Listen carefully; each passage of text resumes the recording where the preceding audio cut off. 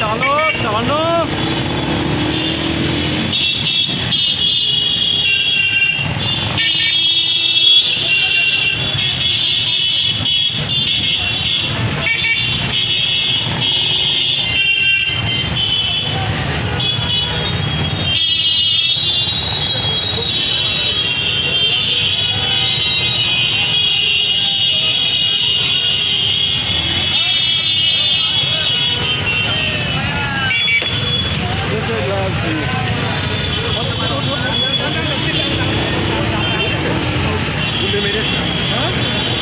যদি কেউ রাতের আধারেও হোক পুশিং করার চেষ্টা চালায়, গ্রামবাসী মিলে আপনারা এটা প্রতিরোধ করবেন, বিজিবিকে খবর দিবেন, পুলিশকে খবর দিবেন। সন্ত্রাসী বাহিনী বিএসএফ হলে বাংলাদেশের কাঁটাতার পেরিয়ে বাংলাদেশে পুশিং করার চেষ্টা চালাচ্ছে।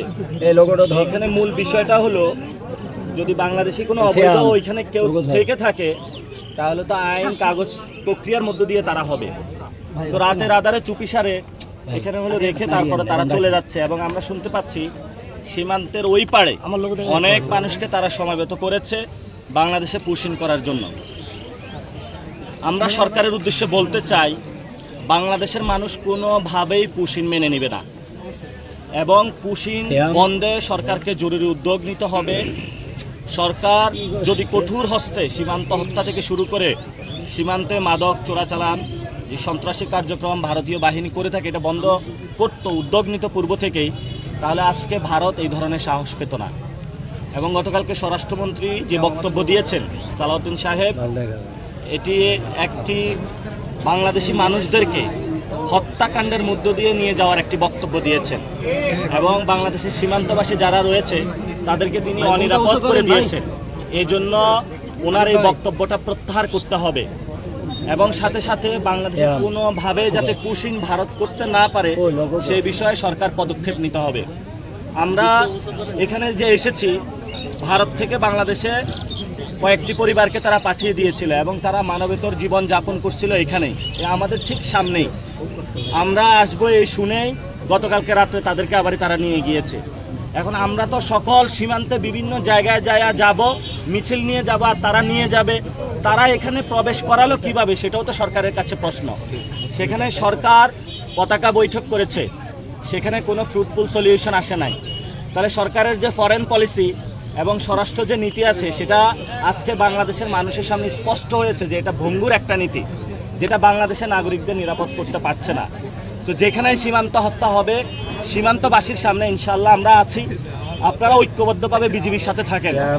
যদি কেউ রাতের আধারেও হোক পুশিং করার চেষ্টা চালায়, গ্রামবাসী মিলে আপনারা এটা প্রতিরোধ করবেন, বিজিবিকে খবর দিবেন, পুলিশকে খবর দিবেন।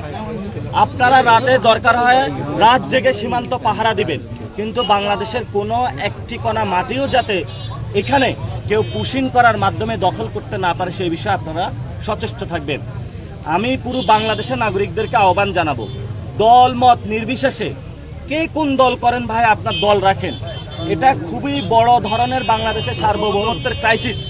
দলাদলি ভাই বাদ দেন, আপনারা আপনাদের কাছে আল্লাহর রাস্তে মাফ চাই। সীমান্ত ইস্যুটা বড় একটি ইস্যু, এখানে পুশিং চলতেছে, দল মত নির্বিশেষে সবাই সীমান্ত রক্ষার জন্য ঝাঁপিয়ে পড়ুন, বাংলাদেশকে রক্ষা করুন, বাংলাদেশের সার্বভৌমত্ব রক্ষা করুন। ইনশাল্লাহ আমরা যখন সরকারে যাব, সীমান্তে যারা শহীদ হয়েছে তাদেরকে শহীদি মূল্য দিয়ে তাদের স্মৃতিস্তম্ভ আমরা স্থাপন করব, সাথে সাথে তাদের ফ্যামিলিকে আমরা ক্ষতিপূরণ দিব এবং সীমান্তবাসীর জন্য আমরা এখানে ফ্যাক্টরি স্থাপন করব, কর্মসংস্থানের ব্যবস্থা করব। আমাদের গভর্নমেন্টের ইনশাল্লাহ ভবিষ্যতে প্রায়োরিটি থাকবে সীমান্ত এলাকায় স্কুল নির্মাণ, সীমান্ত এলাকা হসপিটাল নির্মাণ, সীমান্ত এলাকায় কর্মসংস্থান তৈরি করা, সীমান্তের যে বাহিনী আছে এটাকে শক্তিশালী করে বিশ্ববাসীকে জানান দেওয়া। বাংলাদেশ নামকে মর্যাদাবান একটা রাষ্ট্র আছে যেখানে কেউ পুশিং আর করতে পারবে না, যেখানে আর কেউ সীমান্ত হত্যা করতে পারবে না। ইনশাআল্লাহ ভবিষ্যতে আমাদের এই লড়াই চলমান থাকবে। আজকে আমরা এসেছি, যেই পরিবারটা ছিল গতকালকে রাত্রে আমরা আসার খবর শুনি।